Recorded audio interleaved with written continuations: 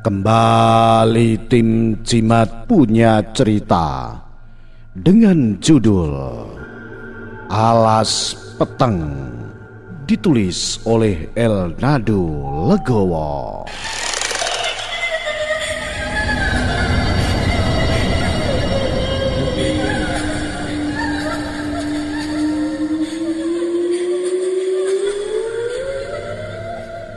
Jangan pernah mendatangi alas peteng.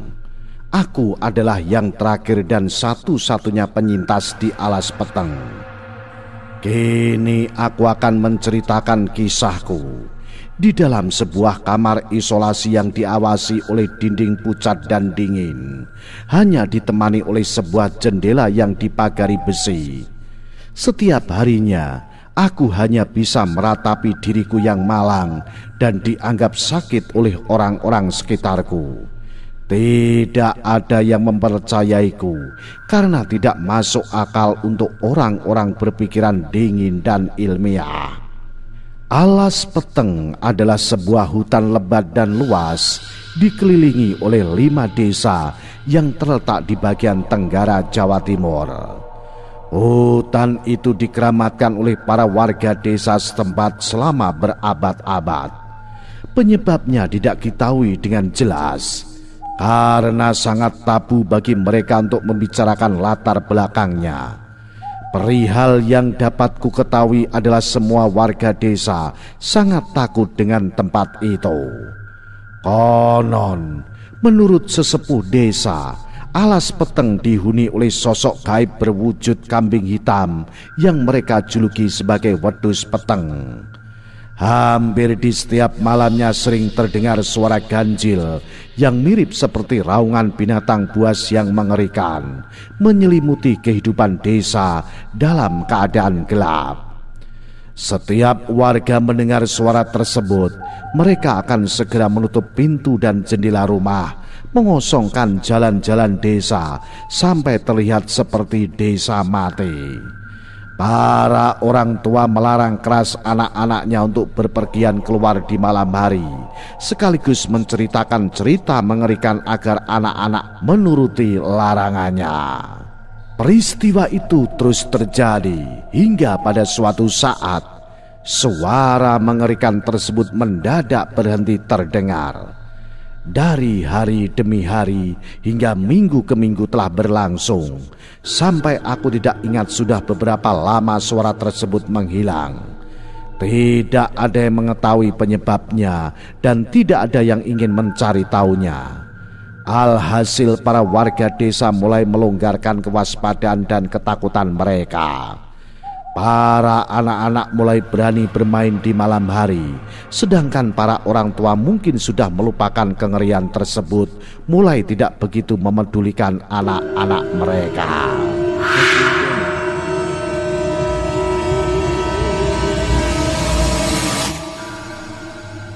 Sebut ai namaku Jarot, itulah orang-orang memanggilku. Aku dulunya adalah salah satu warga di sebuah desa yang terletak di bagian timur alas peteng.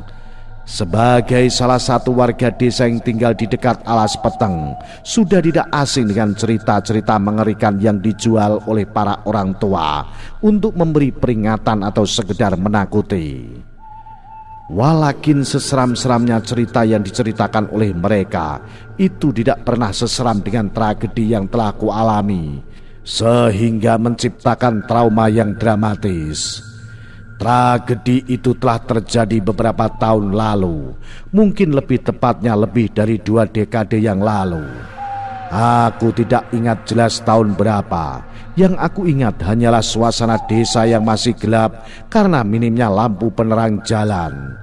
Jalanan yang masih terbuat dari tanah dan lumpur, belum ada barang elektronik yang canggih, sekaligus banyaknya lahan kosong yang dipenuhi dengan tumbuhan liar. Tatkala aku masih berusia 9 tahun dan masih memiliki gairah yang tinggi untuk bermain bersama teman-temanku dari sore hari hingga maghrib. Bahkan aku masih ingat jelas sewaktu orang tuaku sedang bermain kucing-kucingan denganku saat selepas maghrib. Namun kini aku sadar betapa indahnya kenangan itu dan tidak akan pernah bisa terulang kembali. Suatu hari, salah satu temanku bernama Gatot datang menghampiriku yang sedang bermain kelereng bersama teman-temanku lainnya di salah satu saung di pinggir sawah. Hari ini kita main petak umpet yuk. Wah, asik itu. Boleh. Banyak teman-temanku yang menyambut ajakan tersebut dengan penuh antusias. Mau main di mana? Tanya salah seorang temanku. Di kebun milik Pak Lurah saja, jawab dari salah seorang temanku lainnya. Tidak, kita akan bermain di alas peteng aja, jawab Gatot dengan tegas. Semua temanku terdiam saat mendengar jawaban itu dan menatap Gatot dengan pucat.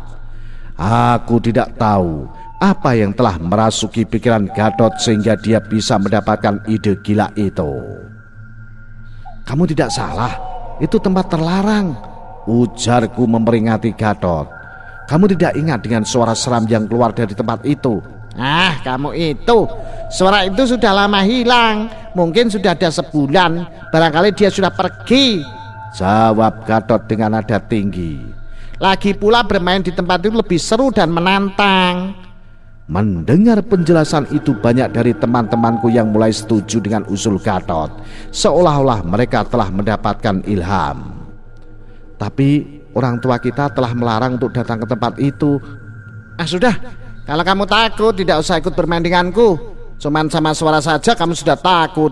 Dasar pengecut, aku tidak mau punya teman pengecut, gertak Gatot dan diikuti dengan ejekan para teman-temanku. Akhirnya aku terpaksa mengikuti kemauan Gatot, karena dia salah satu teman dekatku dan aku tidak mau kehilangannya.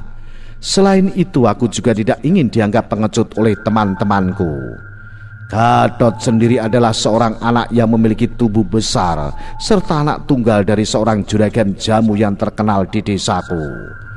Kehidupannya sebagai anak tunggal dari keluarga berada telah membuatnya memiliki perilaku yang arogan dan manja, serta mudah marah jika keinginannya tidak dipenuhi. Walakin dia adalah orang yang suka berbagi dengan teman-temannya. Meskipun itu telah membuat mereka kecanduan dan secara tidak langsung menjadi anak buahnya, sekaligus menjadikan Gatot sangat berkuasa.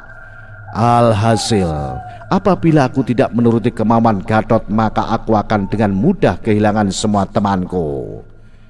Kami bergegas menuju alas peteng. Saat itu orang yang mengikuti permainan ini berjumlah 5 orang, termasuk aku dan Gatot. Mereka, selain aku dan Gatot bersama Tukul, Pumo dan Yoda, mereka berjalan menuju alas peteng dengan penuh antusias, sekaligus mengiringi perjalanan mereka dengan nyanyian dan canda gurau. Meskipun begitu, hatiku telah dipenuhi oleh keraguan dan kewaskitaan, sehingga aku satu-satunya orang yang terlihat gelisah. Setibanya kami di tepi alas peteng, aku mendapati sebuah hutan yang lebat dan ditumbuhi oleh pepohonan besar dan menjulang tinggi ke langit, sehingga menciptakan sebuah atmosfer horor. Ditambah dengan hari yang mulai memasuki maghrib, sehingga matahari ngantuk telah membuat hutan tersebut menjadi semakin gelap. Alhasil semua pemandangan itu membuatku bergidik ngeri. Gatot, kita ganti tempat main aja yuk.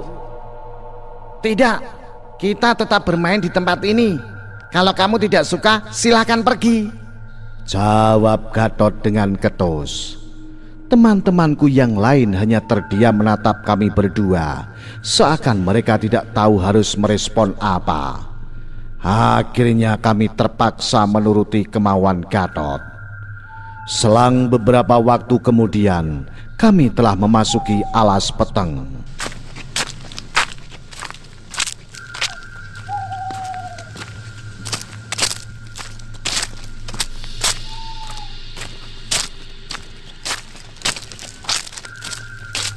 Menelusuri tempat tersebut untuk mencari titik yang bagus untuk memulai permainan. Aku merasa sangat tidak nyaman dengan keadaan lingkungan di sekitarku. Terlalu banyak pepohonan rindang dengan batang yang besar dan berwarna gelap. Jalannya terdiri dari berbagai macam bebatuan besar dan akar-akar pohon yang menjulur dari tanah, sehingga tidak merata. Belum dengan tanah yang lembab, sehingga membuat jalan terasa licin. Ditambah dengan dedaunan dari pohon-pohon besar yang lebat, sehingga menghalangi cahaya matahari yang mulai terbenam, sekaligus menciptakan kegelapan yang mencekam. Aku tidak tahu kemana Gatot akan membawa kami. Aku juga tidak tahu sudah seberapa dalam kami memasuki alas peteng. Tidak ada yang berani bertanya dengan Gatot, karena itu hanya membuatnya tersinggung dan marah. Alhasil kami semua memilih untuk diam dan menjaga perasaan agar tidak menimbulkan keributan atau perkelahian. Meskipun begitu perihal ganjilnya, aku tidak melihat adanya rasa takut di wajah Gatot. Dia terlihat sangat antusias, sangat kontras dengan para temanku yang sedang menahan rasa takut dan tidak berani melihat sekitar. Bahkan aku melihat tubuh Yoda yang bergetar.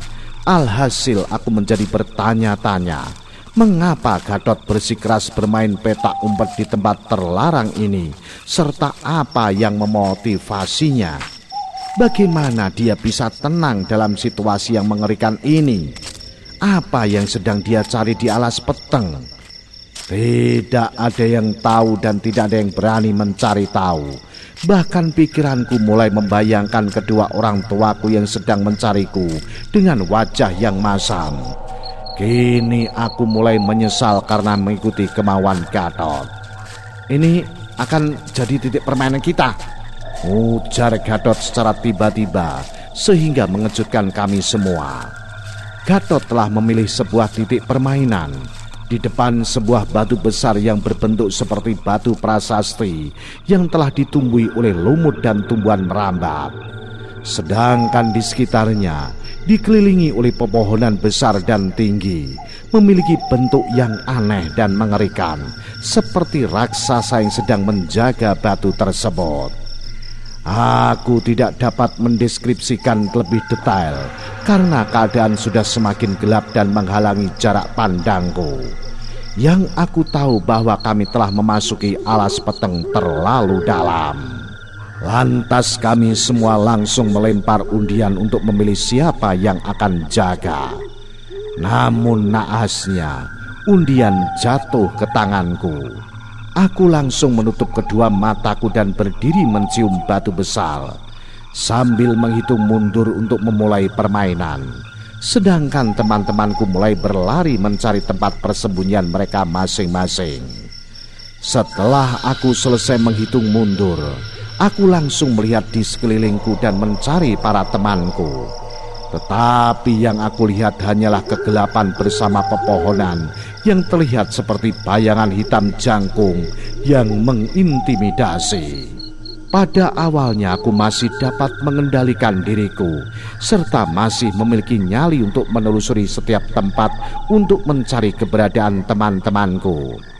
Tetapi setelah beberapa waktu telah berlalu dan aku masih belum menemukan mereka semua, aku telah kehilangan keberanianku dan memilih untuk menggunakan cara bagi Gatot pengecut, yaitu berteriak memanggil teman-temanku. Tetapi tidak ada yang membalas panggilanku.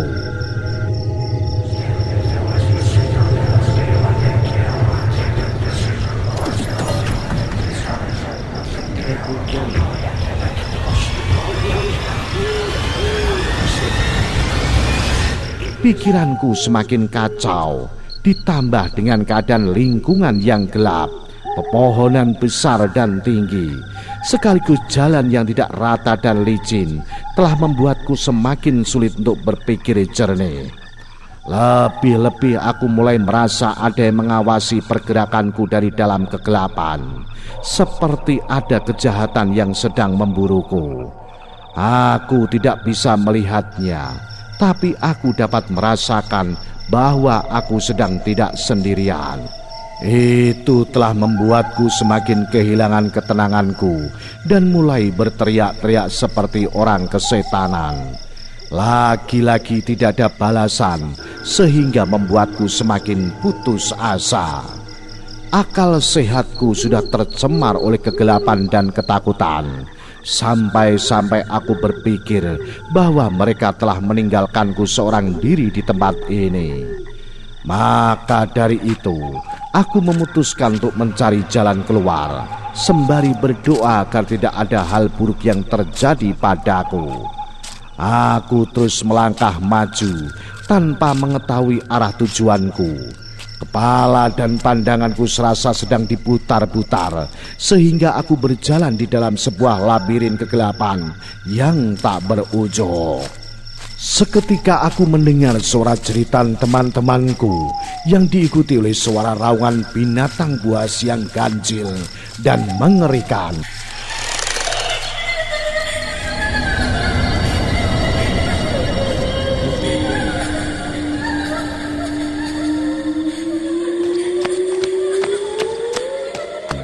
Mendengar suara itu, hatiku mulai bercampur aduk antara bahagia karena mendengar suara temanku, tapi juga rasa takut yang sangat menyengat.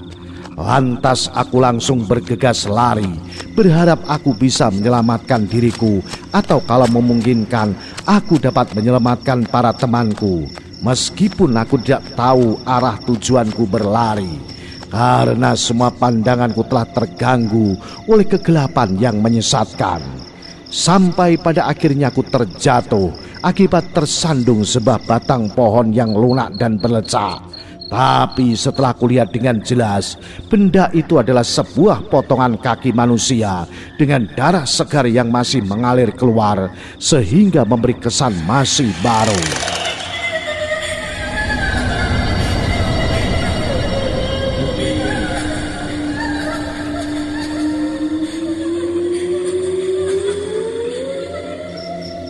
Aku hanya bisa melihatnya dengan tubuh yang membeku. Tidak lama kemudian, aku mendengar suara dengkuran binatang dengan diiringi oleh suara patahan tulang. Suara itu terdengar jelas seperti datang dari arah depanku. Alhasil aku bergidik ngeri. Sekujur tubuhku mulai dibasahi oleh peluh dingin sembari menggeliggis ketakutan. Keadaan semakin memburuk setelah mataku berhasil menangkap secara samar sebuah bayangan hitam besar yang bergerak di dalam kegelapan. Sosok itu berada di depanku dengan jarak kurang lebih 30 meter dari tempatku berada. Perkiraanku makhluk itu memiliki besar seperti gajah, tapi aku masih kurang yakin dengan bentuk detailnya. Aku mulai menyadari bahwa makhluk itu sedang mengunyah sesuatu, seperti sebuah rumput. Tidak, bukan rumput, tapi sebuah daging.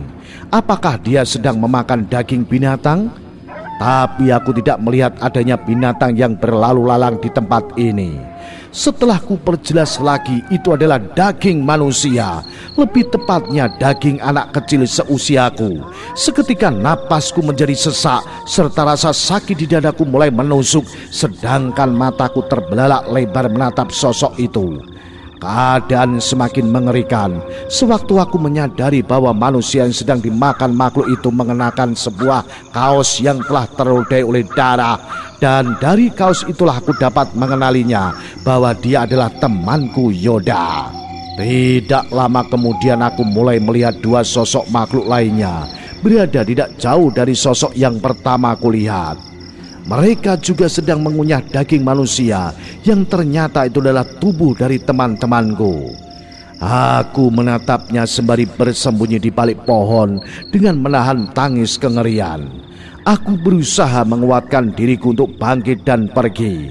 Tapi melihat darah dan sisa potongan daging yang berceceran di mana-mana telah melumpuhkan persendianku hingga menyatu ke tanah. Bahkan rasa pusing, mual, dan sakit mulai menyiksaku selama menyaksikan pertunjukan horor itu. Jarot, tolong!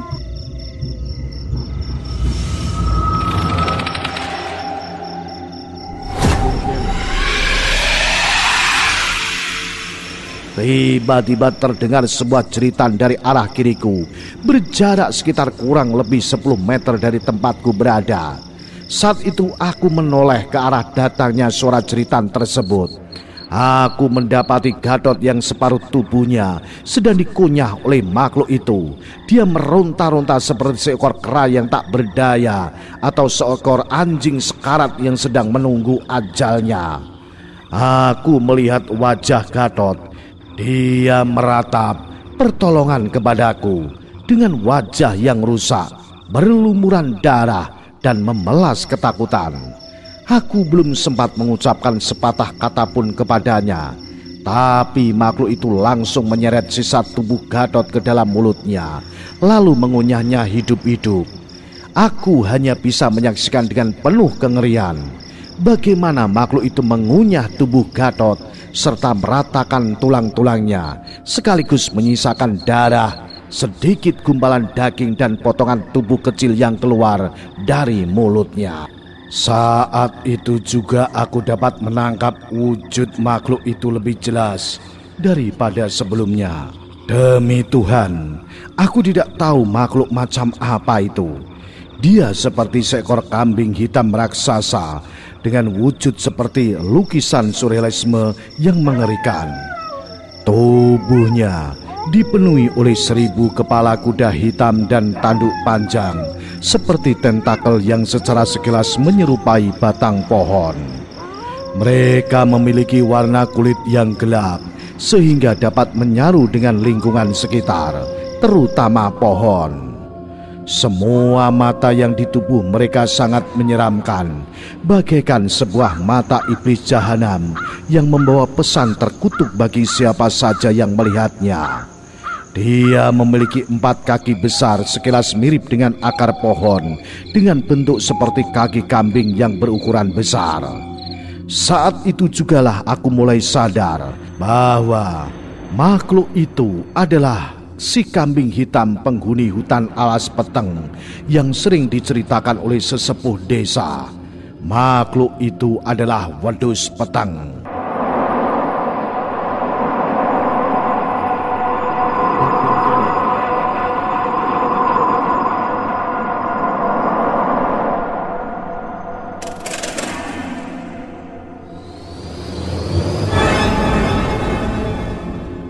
Aku menyaksikan makhluk itu dengan penuh ketakutan yang telah melewati batas keseimbangan mentalku.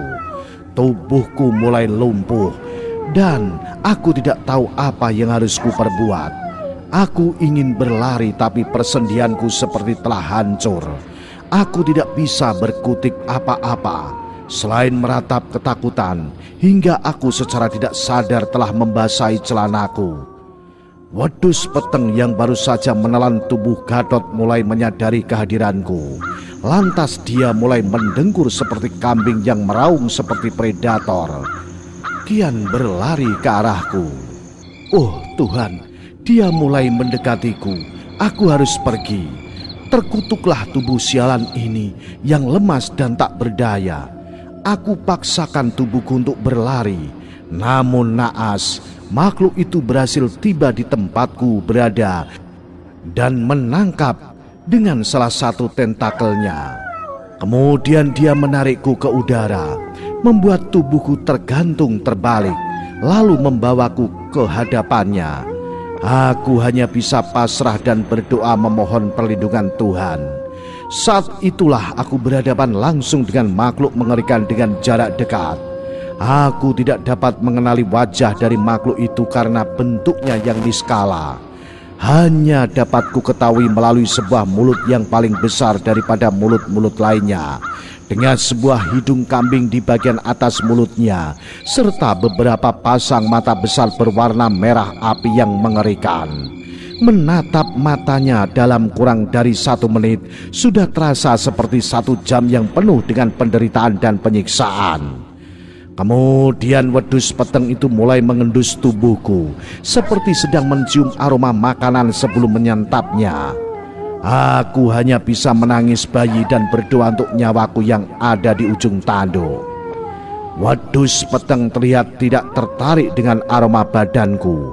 Aku tidak mengerti mengapa. Lalu dia mendekati matanya yang besar dan merah itu ke hadapanku. Di saat itulah tatapan kami saling bertemu dan kepalaku terasa panas seperti sedang dibakar, diikuti dengan rasa pusing yang menyakitkan. Aku merasa seperti tubuhku sedang dihisap ke dalam matanya. Setelah itu aku mulai melihat panorama menyeramkan, seperti sebuah neraka dari dimensi lain.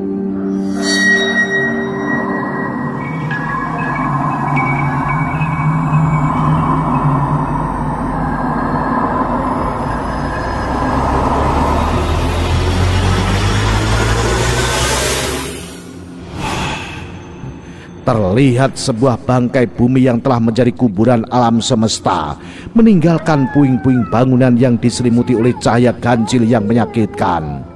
Di sana juga terdapat berbagai macam perbudakan manusia oleh makhluk-makhluk aneh yang kuduga bukan berasal dari bumi ini. Para manusia itu telah disiksa, diperkosa dan disantap oleh para makhluk itu. Di sana aku telah melihat para makhluk itu mulai menari aneh seperti kera, mengelilingi sebuah batu persembahan yang dipenuhi oleh mayat manusia yang tidak utuh, serta didesain menyerupai sebuah sesajen yang menyeramkan. Kemudian beberapa makhluk lainnya mulai meniupkan seruling dari pipa tulang menjijikkan dan melemparkan nyanyian dengan bahasa yang sulit dimengerti. Dari langit di atas batu persembahan itulah muncul sesosok raksasa yang memiliki rupa abstrak dan tidak menentu, sehingga sangat sulit dideskripsikan dengan kata dan akal sehat. Sebuah wujud yang tidak pernah kujumpai di bumi ini. Aku hanya bisa menatap raksasa itu dengan ketakutan yang luar biasa dan menjerit ngeri tak karuan. Lalu raksasa itu mulai memuntahkan sebuah cahaya dasar dengan warna-warna aneh, sehingga membakar seluruh area di sekelilingku, termasuk tubuhku, dan melemparnya keluar ke dalam kegelapan yang hening dan dingin.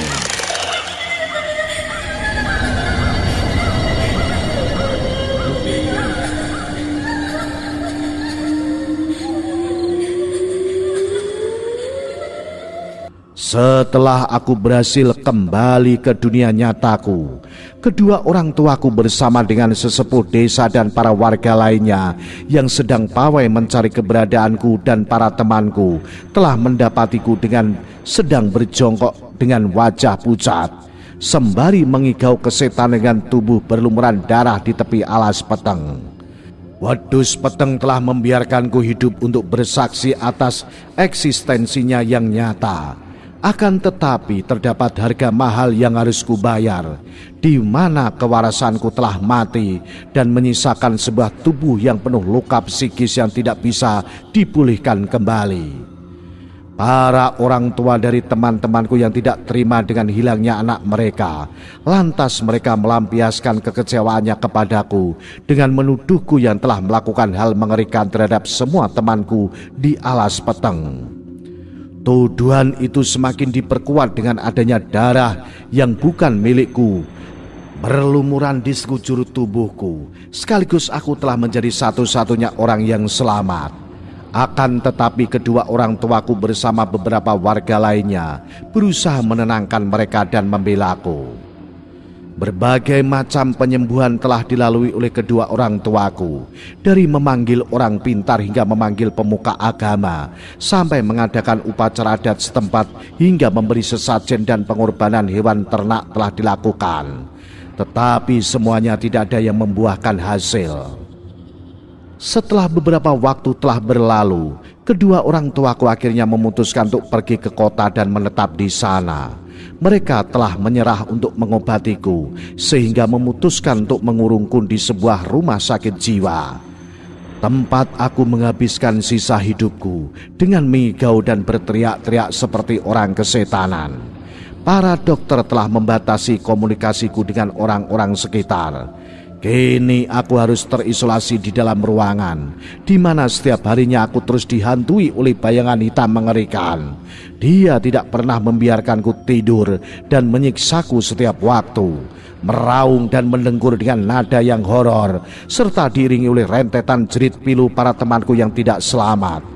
tatapan terkutuk itu, aku tidak pernah bisa melupakannya. Aku tidak akan pernah bisa melupakan si kambing hitam penghuni alas peteng, yaitu wedhus peteng. Itulah cerita singkat dari aku, Elnadu Legowo. Salam Jimatres, salam satu misteri. Au.